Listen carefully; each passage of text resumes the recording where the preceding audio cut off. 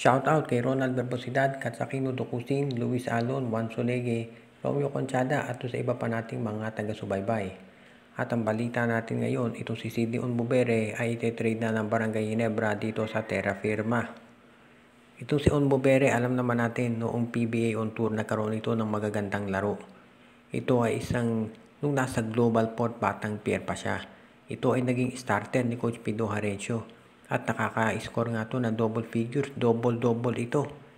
Para doon sa mga hindi nanonood ng laro ng double port noon, itong si Onbubere ay napakaganda ng performance. Sa sobrang ganda nga, napunta sa bench itong si Sean Anthony. Dati backup itong si Onbubere, pero dahil sa ganda ng nilaro niya, ay nilagay siya doon sa starting lineup ng global port. At yan din ang dahilan kung ba't siya kinuha ng Barangay Ginebra. At ang pinalit ng Ginebra dito kay Onbubere ay yung palaging pilay na si Art de la Cruz. Ang nangyari naman, ito si Onbubere nung napunta sa Ginebra, binangko rin.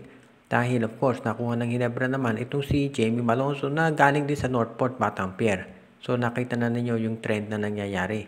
So dahil dito, itong si Onbubere mukhang babalik dito naman sa Terra Firma Jeep. But actually, first time niyang pupunta dyan. At kung sakasakali, siguradong magkakaroon siya ng playing time. Dahil dito sa Terra Firma, kulang naman sila ng mga big men katulad ni Onbubere. At diyan lalabas yung talento niya. Kung sakaling mapunta ito si Onbubere dito sa Terra Firma, hindi naman siguro masyadong mataas na pick ang kukuning kapalit ng Barangay Ginebra dahil napakahusay rin naman. Kahit mahusay na ito si Onbubere ay hindi naman nagagamit. So yung trade value nito ay mababa.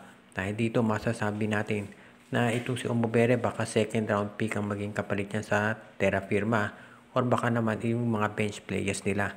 Hindi pa natin natitiyak pero kung sakasakali nga na matuloy ang trade na ito, siguro mas makabubuti pa ito sa karera ni Sidney Onbubere.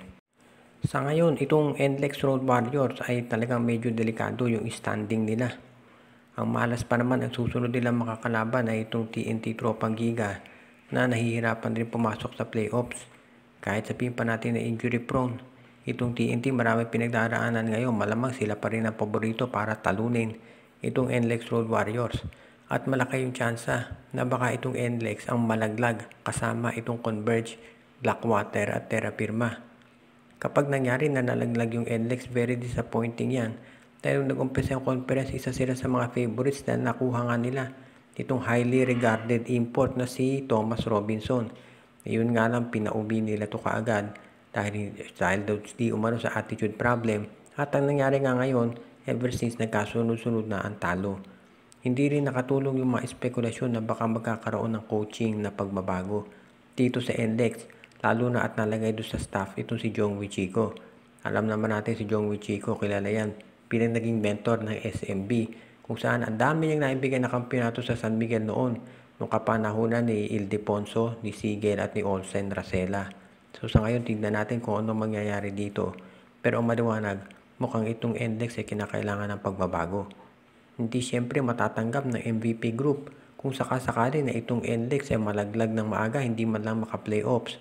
Dahil yung TNT, sa dami ng mga injuries nila ngayon, baka hindi rin malayo ang marating yan dito sa quarterfinals.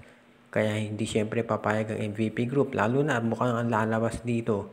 Baka yun na namang tatlong SMC teams, ang San Miguel, Ginebra at Magnolia, ang maglaban-laban dito sa semifinals. Kaya tignan natin kung ano mangyayari ngayon. Ang maliwanag dito, itong NLEX magkakaroon ng pagbabago dyan dahil hindi papayag ang MVP group dito sa nakikita nila na sunod-sunod na ang talo nitong koponan.